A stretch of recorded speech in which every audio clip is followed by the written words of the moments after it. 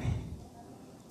Su charla, hago spoiler, aviso, sobre el final plantea que en vez de hacer pagar a la gente por la música, porque ella de hecho se pasa a la microfinanciación, hace un Kickstarter hace unos años, 2011-2012, y ahora tiene un Patreon, no sé si saben cómo es este sistema donde uno puede seguir aportando para que los artistas o los creativos hagan cosas, digamos, va aportando mensualmente, y da su música, y siempre que puede, espectáculos gratuitamente. Y habla de la diferencia, que me parece que tiene que ver con estas narrativas que decíamos del triunfo, entre los artistas, que siempre fueron personas que unían, que se acercaban y que fomentaban cierta creatividad, frente a lo que hoy llamamos celebridad, que es una palabra relativamente nueva, que es para que te amen desde cierta distancia, ¿no? Entonces, apuesta por volver a este contacto. Y justamente cuando la industria le pregunta, todo el mundo se está pirateando, estaba Napster, los que tienen más o menos mi edad se deben acordar de que era Napster, el lío que hubo con Metallica y toda esta historia, y tú das tu música gratis. ¿Cómo haces que la gente luego te pague o vuelva a darte algo por tu música? Y ella dice, es que yo no pido que la gente me pague. Digamos, no los hago pagar, los estoy invitando, se los propongo. Muy interesante, si no la conocen, una propuesta, una mirada que vale la pena. Otro ejemplo, un poco más local, entre lo que es Barcelona y Latinoamérica ahora, no sé si lo conocen o conocen la Older School. Hugo Pardo Kuklinski, profesor, doctor en varias universidades en Cataluña, se cansó un poco de la estrategia universitaria, algo con lo que yo también me peleo a pesar de dar clases en varias universidades. Entonces inventó una forma alternativa. Una forma alternativa que tiene 3 ejes. La Older School tiene, digamos, como talleres, pero no son talleres de design thinking para aprender lo que se puede leer en los libros, sino talleres de aplicación para solucionar ciertos problemas, tanto en empresas como a todos los niveles educativos. Y sobre todo en Latinoamérica ha hecho cosas en escuelas rurales de Colombia y Argentina que merecen la pena. Hay unos vídeos que comparte en la página de Outlier School, porque realmente es como reinventar la educación para que sea significativa en un determinado contexto. Me parece una de las cosas más interesantes que se han hecho desde la creatividad a nivel educativo. Otro ejemplo, ella es una profesora vasca. ¿Alguien participó en esto alguna vez? No sé si hay mucha gente que se dedica a la docencia, que prometo que después hay otros ejemplos. ¿Alguien da clases? Debo ser el único bicho acá que no. No, ahí tenemos. Entonces, merece la pena. Es un encuentro a través de Twitter con el hashtag EduHora, que ya el martes pasado fue la 181, con lo cual lleva 181 semanas, en la que Isabel Ortega se le ocurrió que se podía establecer en la plataforma de Twitter una discusión entre docentes de todos los niveles, cosa que a mí me parece alucinante. Porque normalmente, según el sistema tradicional, nunca nos encontramos los docentes universitarios con los de educación infantil, ni con los de primaria, ni con los de secundaria. Estamos como cada uno y en realidad todos nosotros hemos pasado por todo el proceso y todas las etapas. Y es alucinante, yo participo hace un tiempo, las ideas que uno puede tomar, las miradas. Y también, de alguna manera, como Creative Morning, se propone un tema, en este caso se vota globalmente por la comunidad y todas las semanas se discute. Es decir, esta idea transversal súper creativa de realmente tratar de que todos tenemos algo para decir y podemos comunicarnos, nos ocupemos de niños de 3 años o de jóvenes de 20 y pico. Y justamente creo que esto es un ejemplo de coraje, el de poner el corazón por delante. Más de una vez le preguntaron por qué los martes a las 10 de la noche, ¿no? Es un horario tarde, la semana. Dice que trabajo tanto que no llego antes los martes y los demás días no sé qué tengo, tiene otras cosas que hacer. Y sin embargo, esta idea del coraje en me juego por esto que me interesa y abrir el diálogo. Y digo, los que son docentes y los que no, también lo pueden buscar el hashtag porque evidentemente quedan las charlas muy, muy interesantes. Es un ejemplo que me toca más de cerca, no sé si lo conocen. La revista Orsay revolucionó hace unos años lo que es el concepto de las publicaciones en castellano. Las hicieron en castellano porque los que compartimos este idioma somos más de 400 millones de personas en el mundo. Y surge cuando los blogs eran algo nuevo, en el 2004. En el 2004, Kasseri empieza a escribir un blog en el que cuenta su experiencia de vivir aquí y estar lejos de su lugar de origen. Es un argentino que fue a París a ganar un premio literario, se enamoró de una catalana y se vino a vivir a Barcelona. Nunca volvió, el vuelo de vuelta quedó ahí. Y empezó a escribir en un blog, historias que él, como decía unos cuantos años después, en el 2004-2005, a él le interesaba el intercambio como escritor, porque se estaba tratando de seguir buscando la vida como esto, con sus seguidores, una forma, digamos, inmediata, una nueva forma de comunicación. Pero él no estaba buscando crear comunidad, este concepto que tenemos ahora. Pero esto se fue dando, y entonces la industria lo fue a buscar y le propuso, publicaba en El País, publicaba, digamos, con Mondadori y con editoriales importantes aquí y en otros países. Pero un día se cansó, sobre todo porque yo no sé si saben, si alguien ha publicado libros, cuánto suele pagar la industria sobre el precio de tapa al autor. ¿Alguien sabe qué porcentaje se lleva el autor de un libro? El 8%, no estás tan lejos. Del 100%, el 8%. Con lo cual, contaba él una anécdota, de nuevo, tratando de ponerse adelante y sacar adelante lo que le interesaba como profesión, que él conocía un librero del pequeño pueblito donde venía, un pueblo de la provincia de Buenos Aires, en Argentina. Ese librero había vendido 700 libros de él. La editorial, a nivel nacional, le pagó por 800. Algo no estaba funcionando bien. En todo un país 800 y en un pueblito 700, algo pasaba.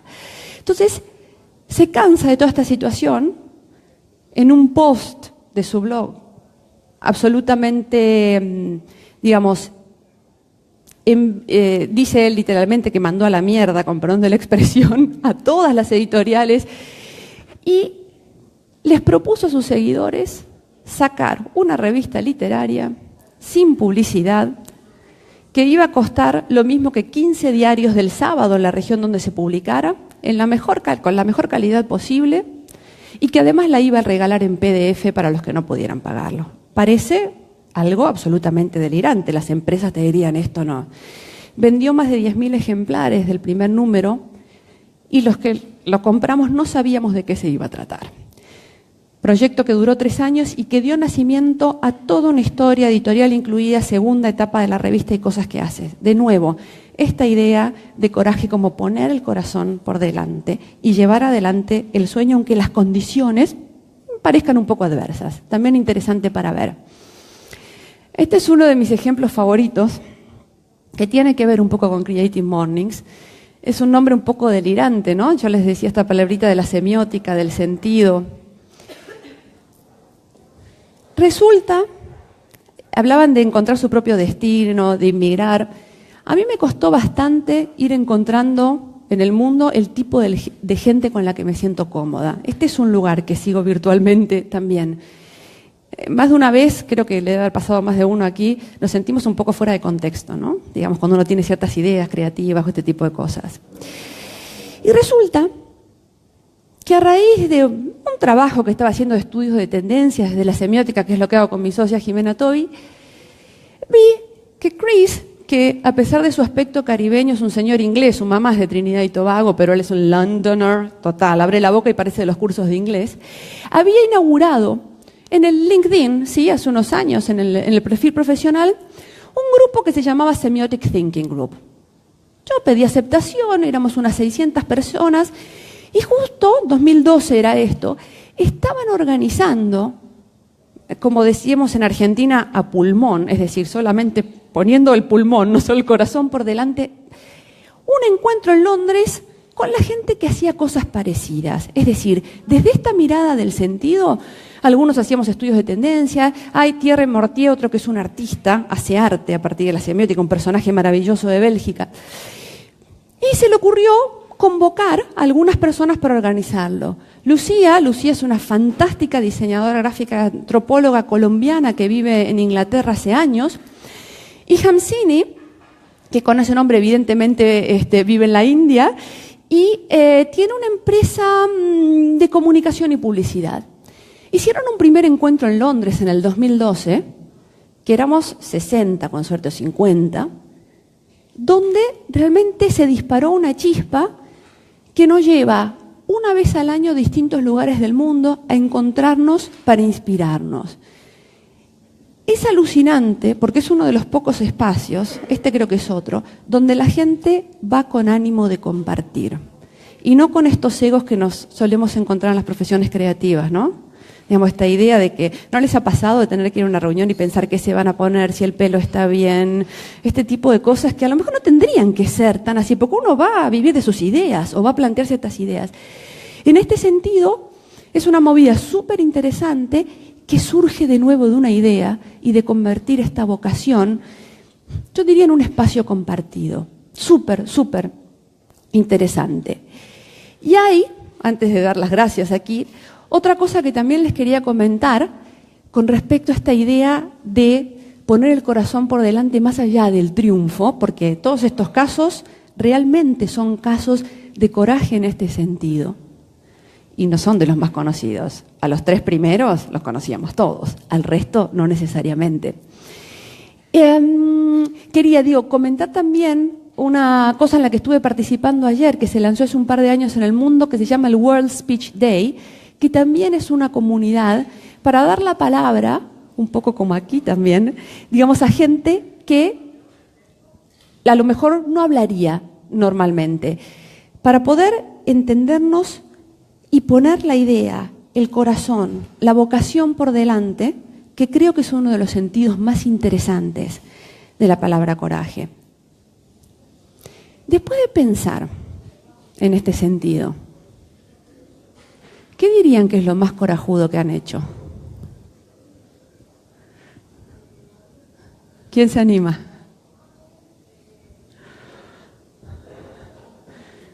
Hay una vuelta, ¿no? Nadie me lo va a contar, estamos...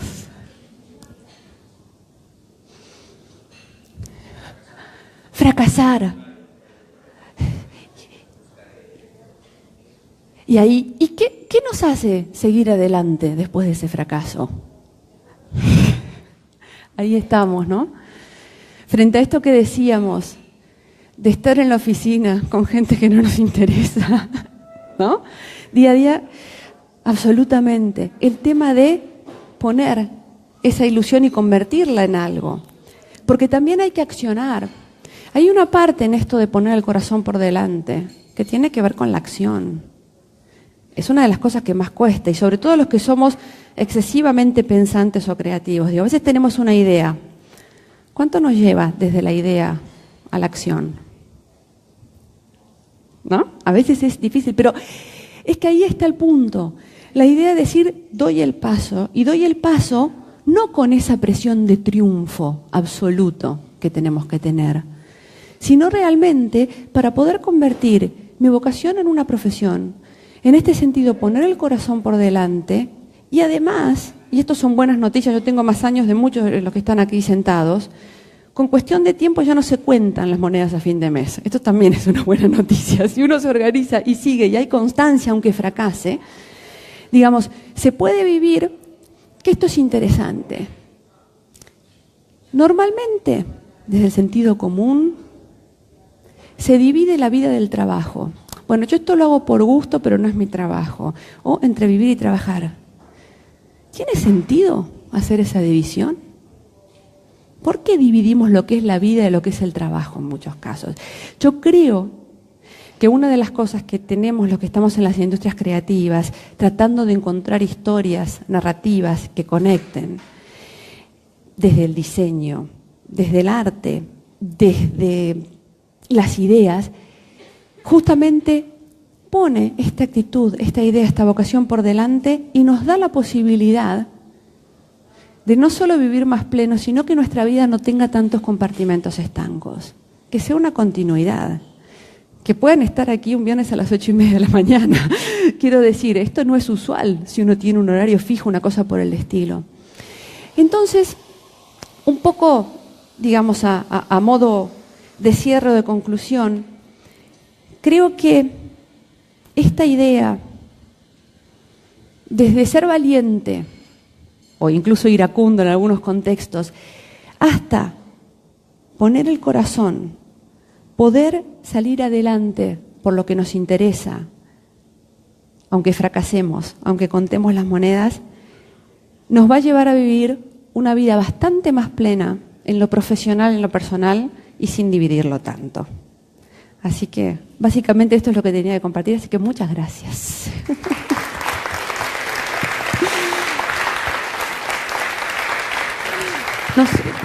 No sé cómo seguimos, preguntas, si alguien quiere. Vale, porque la idea era hacer un poco un diálogo y un disparador. Hay caras que se quedaron pensando, no sé si alguien quiere comentar, compartir alguna cosa. ¿Perdón? ¿Qué es lo más corajudo que has hecho? ¿Qué he hecho yo lo más corajudo? Yo creo que animarme a vivir como me da la gana, básicamente. E integrar esto del... En unos países es mucho más complejo que aquí, por ejemplo, tener que trabajar en comunicación o en industrias creativas. Implica un montón de cosas que en Europa son más libres. No sé, tenemos latinoamericanos por aquí también, ¿no? Digamos, incluso para las... también supongo que para los chicos, pero para las mujeres hasta implica algo desde lo físico o desde cierta estética que yo seguramente no coincidía ni me interesaba, ¿no? Pero básicamente no por tener un triunfo, sino porque me interesaba esto. Se quedaron pensando, ¿nadie más va a decir o compartir o...? A ver un poco esto de corajudo para ser perseverante, como hizo Hernán, con entender la industria, no darse por vencido y un poco luego de pasar por 15 años, o depende de los años que cada uno ha pasado por el sistema educativo, intentar rehabilitarnos, porque creo que la creatividad hay que rehabilitarla después de pasar por el sistema, por eso también lo he dado outliers. En ese sentido, ser corajudo.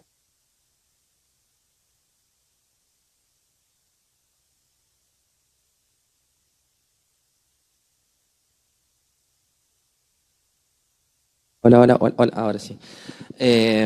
Ser corajudos en el sentido de rehabilitarnos, porque creo que la creatividad, si algo que tiene, es conecta. Ahora eso la interdisciplina en todos lados, en las palabras, en los hechos cuesta todavía, pero creo que la creatividad como concepto es unificador. Entonces, si pasamos por 15 años un sistema que nos pone en una cosa matemática, en otra cosa geografía y así, que nos desconecta, después creo que es nuestro deber y responsabilidad rehabilitarnos en ese sentido para después, bueno, poder llevar la lucha que es ser los que querramos ser, vivir desde el ser. Me parece que ahí está el coraje. Yo lo entiendo así. Intento y me siento reidentificado con todos los conceptos. Pero bueno, creo que esa es la lucha primordial. A ver quiénes somos y vivir desde fiel a uno. No sé, es compartir eso. Lo que decías recién, que creo que tiene que ver con la flexibilidad, ¿no? Frente a esta idea de dividir, como decías, sí, matemáticas, geografía, que nos programan de esta manera, sí, ¿no? Si tener la capacidad de ser flexible y que cambiar no está mal. Cambiar, y si tengo una idea y aprendo otra mirada, dar el paso, si esto es lo que yo creo, y no es la única lectura posible, ni la única versión posible, lo que es válido a ti a lo mejor no lo es para mí, y sin embargo las dos versiones son válidas, a partir de vivir, y el mundo da oportunidades si uno está atento, sí, ¿no? Sí, pero, sí, tal cual. Pero a veces nos cuesta, ¿no? Con esta cosa rígida. Sí.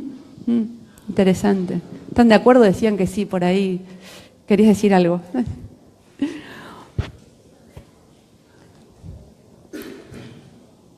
Yo acá que me siento como Madonna en los 90, los que tienen miedo se deben acordar, ¿no?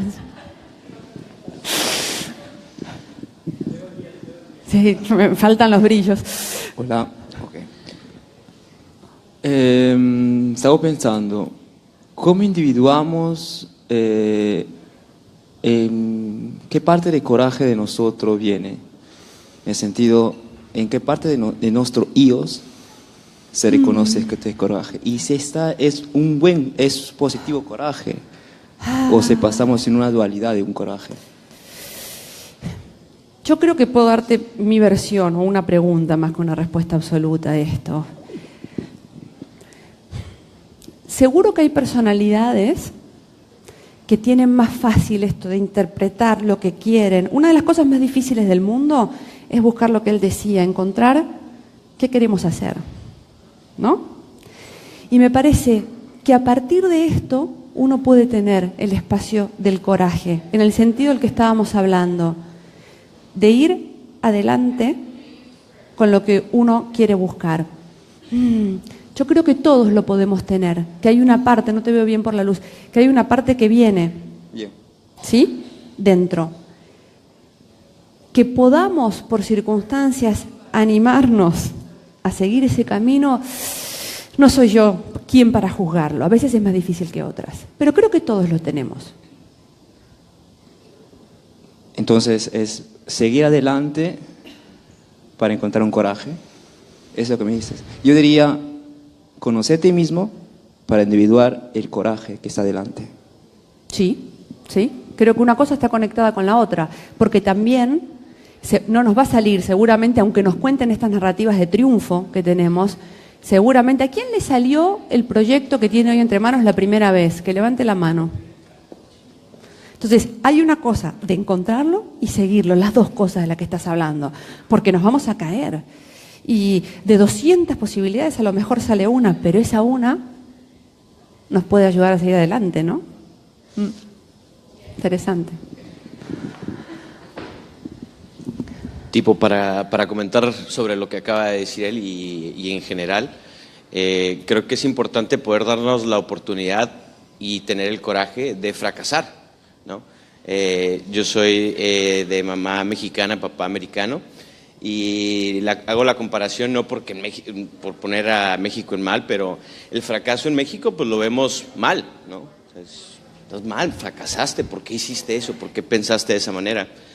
Y la cultura de Silicon Valley, ¿verdad? Donde yo estudié y he puesto atención, el fracaso se celebra, ¿no? Se celebra y lo que estabas diciendo tú, darnos la oportunidad de fracasar en lo que nos descubrimos y en lo que nos descubrimos lo que nos gusta hacer, celebrar ese fracaso y entender, como también has dicho, que no es de un día para mañana, ¿no?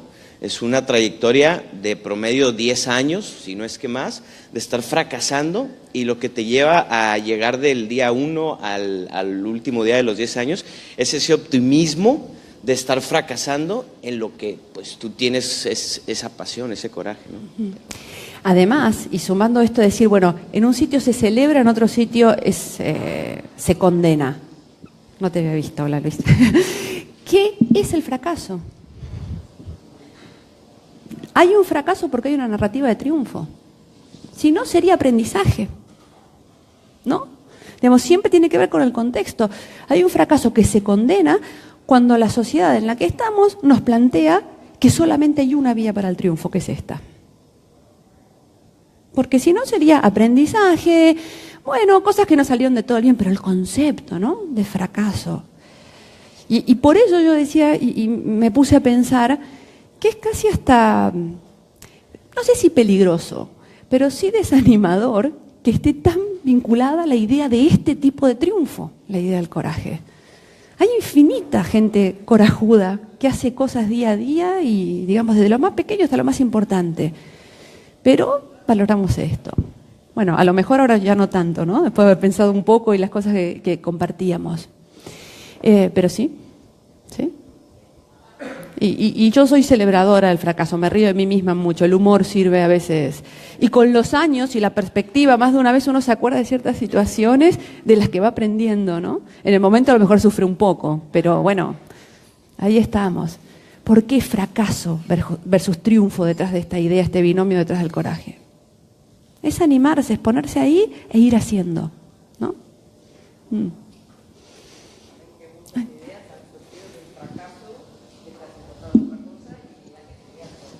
Por eso digo que el fracaso en realidad es un proceso de aprendizaje. Si uno lo mira y lo toma como parte del asunto. El problema es la narrativa que tenemos instalada. Bueno, no, ahorita que lo mencionas, es simplemente de cómo en la sociedad vemos el triunfo, el fracaso y motivamos el coraje. Porque muchas veces tienes a una persona enfrente tuyo que tú dices, dale, dale, dale, y esta persona no lo hace. Entonces también creo que es un punto de la sociedad donde tenemos que automotivarnos y motivar a los demás a que hagan las cosas y que se arriesguen, porque todos tenemos miedos y todos estamos afrontándonos a algo, pero al final necesitamos tal vez ese empujoncito extra que nos va a ayudar. Y es esto, de celebrar el fracaso. O sea, cosas de, bueno, fallaste, no importa, la próxima vez seguramente te va a ir mejor, ya aprendiste, lo vas a hacer muchísimo mejor. Entonces, también creo que poco a poco un poquito de cambio de chip socialmente, porque al final nosotros no celebramos nuestro fracaso, pero también tenemos que apoyar a los demás, subirlos. Yo creo ahí, con Laura trabajamos dando clases juntas, por eso, pero digamos que los que estamos en el sistema educativo, desde el inicio hasta el final, por eso traía el ejemplo, ¿no?, de la Eduora, que me parece, este encuentro, y vuelvo para atrás, no, porque lo tengo al revés, alucinante, es porque si hay una herramienta que permite lo que decías de reprogramar de alguna manera, y sobre todo si tenemos una mirada creativa en sentido amplio, flexible, es la educación. Para permitir esto y no entrar en la narrativa de te sacaste un 2, entonces eres un bruto y no sirves para nada. Vamos. Digamos, el sistema, la división, todo eso que lo sufrimos varias generaciones y lo siguen sufriendo generaciones. Yo tengo una gran esperanza en que veamos un gran cambio en el sistema educativo en los próximos 10 años. Están empezando a ver cosas.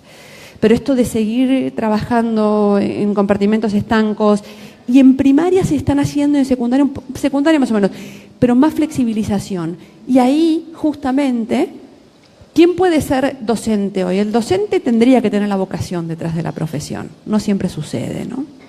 Y a veces nos frustran. ¿A quién les ha pasado? A mí casi no me dejan terminar el secundario porque no daba bien mecanografía. Era claro, el año 90, cuando vinieron los ordenadores no tuve ningún problema. En las máquinas duras sí, no era lo mío, ¿no? Entonces, ¿qué pasa con ese tipo de cosas? Realmente la educación es una herramienta transversal que puede permitir esto. Bueno, darse permisos. ¿Por qué tiene que haber una sola forma de triunfar y hacer las cosas? Entonces tú vales porque eres triunfador y has tenido el coraje de demostrarlo. No, hay infinitas formas de poner a hacerlo. No lo vemos todo el tiempo, pero realmente las hay. Total. Bueno, hola Gabriela. Buenas. La verdad es que se me hace raro escucharte hablar en castellano. Sí, ¿no? Pero bueno, ya que has hablado del tema de las universidades, yo como alumno tuyo, pues bueno, conozco muy bien qué opinas al respecto, pero sí que me gustaría saber exactamente cuál crees que debería ser el papel de las universidades en 2018, teniendo en cuenta que, bueno, ahora voy a ser un poco duro, pero me da la sensación de que se han convertido como en agencias de colocación en cuanto a prácticas y tal, pero en cuanto a la enseñanza que se imparte dentro es como un constante práctica, pero como un simulacro constante, y no se te empuja al mundo real ni a tener una actitud con coraje, ¿no? Entonces, ¿cuál sería el papel de las universidades? Yo creo, y a lo mejor recibo el telegrama de despido después de decir esto de varios sitios, pero que la universidad no sirve para nada hoy si no desarrolla y fomenta el espíritu crítico. Es lo único que podemos hacer los docentes universitarios. La información está ahí. Para la mitad del mundo que tiene acceso a Internet, que hoy por hoy, 2018, es la mitad del mundo, no somos todos.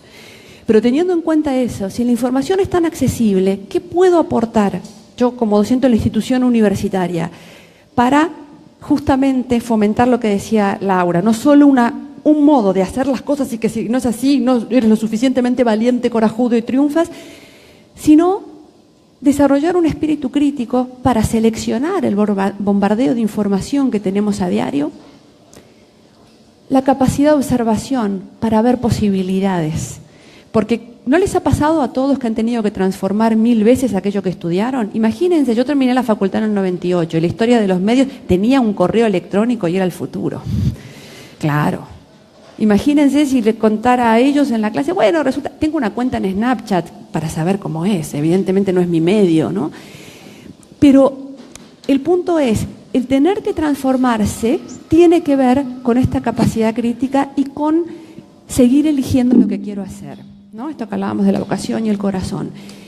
Y hace falta esto. Y yo creo que si la facultad o las universidades no aportan eso, pocos papeles tienen hoy. Pero bueno, es mi opinión, no sé.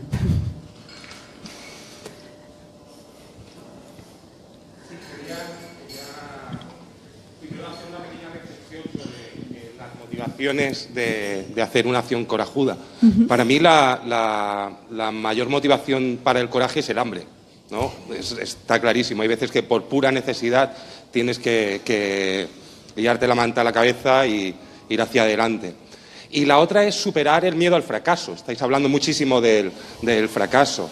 Entonces has puesto muchos ejemplos de gente que ha hecho lo contrario de lo bien aceptado, ¿no? Es decir, el escritor debería seguir escribiendo sus columnas en El País, la cantante debería hacer sus conciertos y vender los tickets a 20 euros.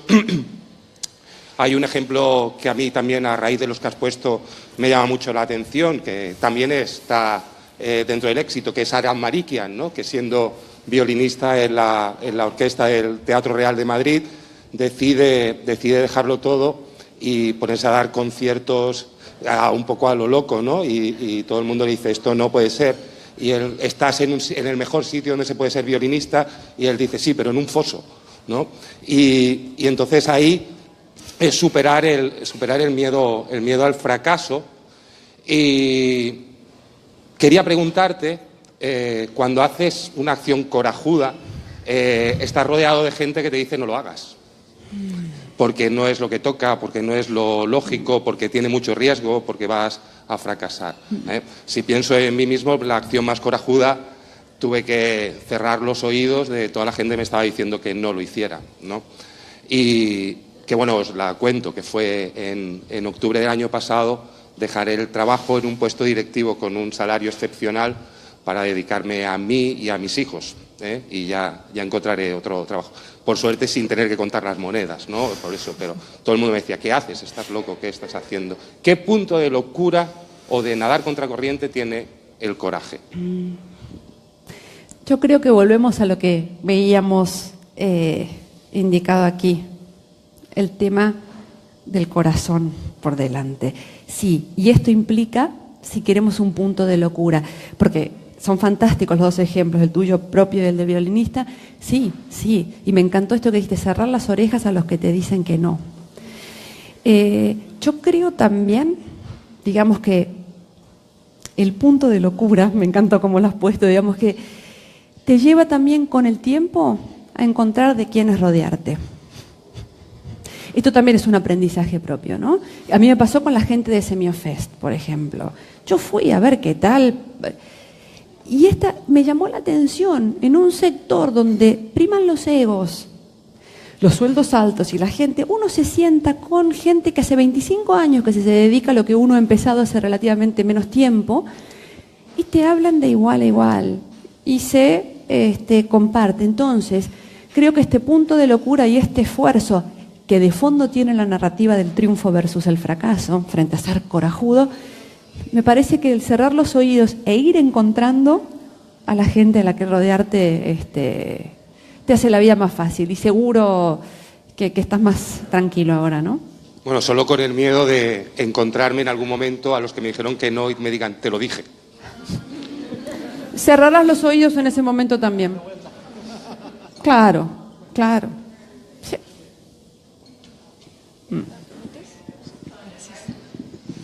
Hola, primero Hola. que nada agradecerte mucho por la charla, y quería hacer un comentario sobre lo que comentabas sobre las celebridades y todo eso, que antes y aún hoy en día tenemos la visión de que estas celebridades son personas perfectas, que nacieron exitosos y por eso son exitosos.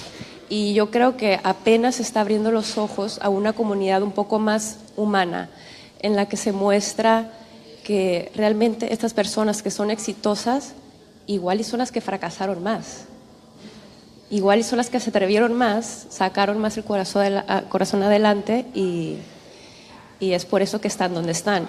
Entonces yo creo que hace falta más estas comunidades o este tipo de momentos para compartir este tipo de experiencias, para que la gente se anime a entender que no es algo con lo que naces. Absolutamente. Se hace. Se hace y que es Estamos de humano acuerdo. y que todos se han equivocado y, como comentaban atrás, pues dar ese empujoncito, entendiendo que todos los demás han pasado por este tipo de situaciones. Totalmente. Y fíjate un fenómeno relativamente reciente con respecto a esto de la perfección. Todos sabemos medianamente de qué hablamos cuando hablamos de influencers hoy, ¿no? Gente del lifestyle, de la moda sobre todo y de otras industrias, creativas, no creativas, que nos pintan su vida perfecta, sobre todo en Instagram, ¿no? Es notable que hace unos 6 a 8 meses atrás han empezado a abrir segundas cuentas. Segundas cuentas donde cuentan sus fracasos y su día a día. Esto, digamos, comunicacionalmente me llamó la atención. ¿Por qué? Porque hay una sensación, incluso con el fenómeno de las redes sociales, de buscar por lo menos cierto relato de honestidad. Y de cuéntame que no naciste en la cunita de oro y te sale todo fantástico. Pero me llamó la atención esto, porque de hecho la mayoría de lo que llamamos hoy influencers empezaron siendo gente como nosotros que supieron cómo manejar algo, pegaron, digamos, una idea, fueron planteando, las marcas lo llaman, todo esto que sabemos. Y sin embargo, y por trabajo conozco a varios, hay como un vacío o una cosa de narrativa excesivamente exitosa y de perfección. Y se abre, y no es solamente, es un fenómeno occidental, porque se da en varios países, la segunda cuenta para volver a conectar con eso. Así que sí hay una necesidad incluso de ciertos espacios de producción, no solamente de los que estamos siguiéndolos, ¿no? Que me pareció interesante. Sí. Cierto. No sé si nadie tiene, porque si no seguimos hablando. A mí me llaman a hablar y ya se habrán dado cuenta que cumplo el estereotipo y no tengo ningún problema.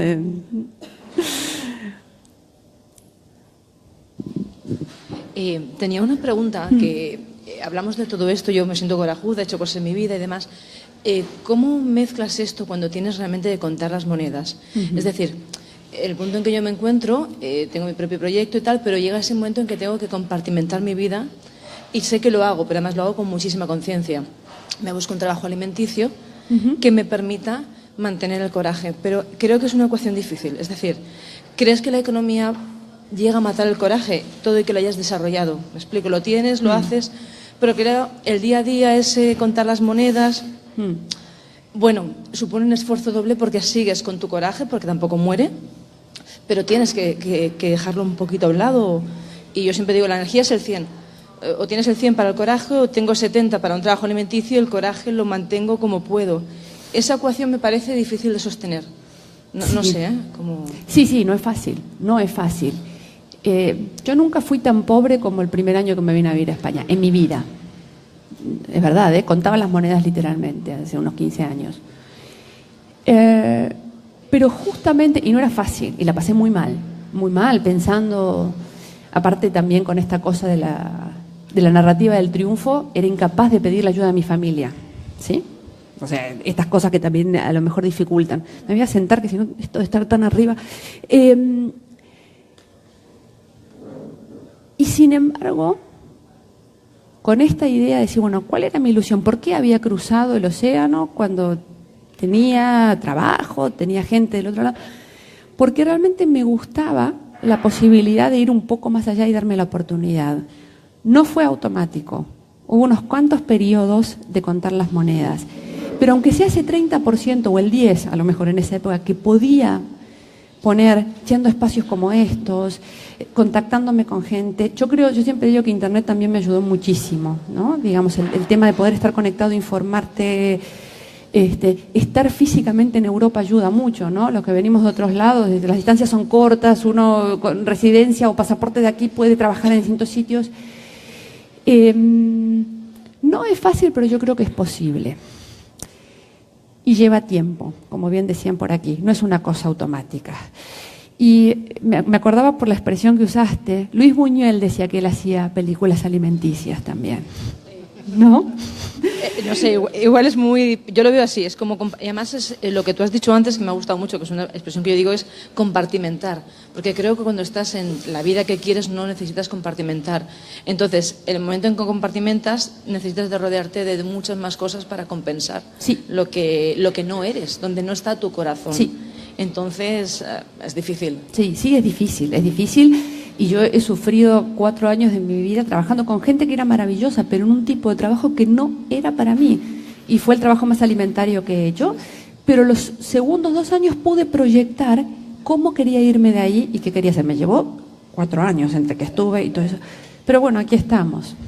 Sí, ánimo, ¿qué te puedo decir? Poco a poco. Gracias.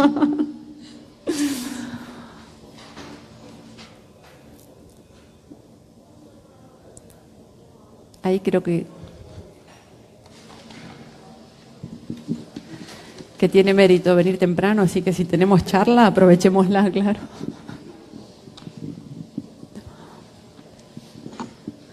No, es que recordando hace días que leí algo y me parece que tiene mucha relación con esto, el tema del coraje, y que me pareció precioso, lo que decía es que justamente guarda relación con llevar el corazón por delante. No sabía y me pareció precioso.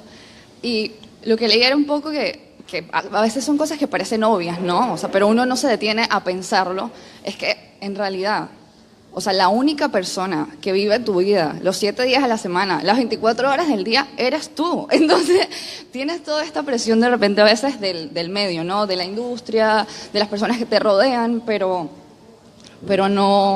no puedes hacer como que todo por complacer a ciertas personas o seguir un patrón que es lo que debería ser, ¿no? Que justamente es lo que mostrabas también, como cómo te sales de ese patrón, pero al final estás buscando, es lo que realmente te mueve y cómo llevas eso que tienes dentro por delante. Entonces... Absolutamente. Un amigo mío hace unos años, recién divorciado, destrozado, investigaba en la UOC, lo habían despedido, todo mal en esos momentos. Se encontró con una amiga que le dijo algo que tiene que ver con esto. Dice, tú todavía no sabes quién es la mujer de tu vida, pero sí sabes quién es el hombre de tu vida, eres tú. Bueno, ¿no? Esto es así, las 24 horas, los 7 días. Sí, y yo creo por ahí va a sonar un poco, bueno, no sé, es una opinión que tengo, que en ciertos momentos, incluso la gente que más te quiere y más al lado tuyo está, no puede ayudarte. Uno tiene que decidir ciertas cosas que solo puede decidir con una o una misma, ¿no? En ese sentido. Y sí, allí tener el corazón por delante ayuda. Y no olvidarse, por más que sea el 10%, el 30%, lo que sea. Y eso es lo que te lleva a fracasar, a aprender. A mí me pasa también con respecto a yo nunca me sentí muy cómoda en esto de la narrativa del triunfo y el fracaso, ¿no? Creo que por eso también vivo tan lejos de donde nací, porque vi que había otras posibilidades. Y esta idea de tener que encajar y cerrar los oídos es algo que nos toca circunstancialmente. Digamos, uno puede aceptarlo o inventarse otra historia. ¿Cuesta? Sí. ¿Merece la pena? Sin duda. Lleva tiempo también.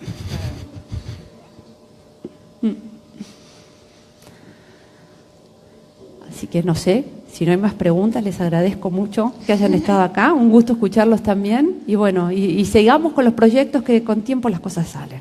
Así es, ¿eh? Así que muchas gracias.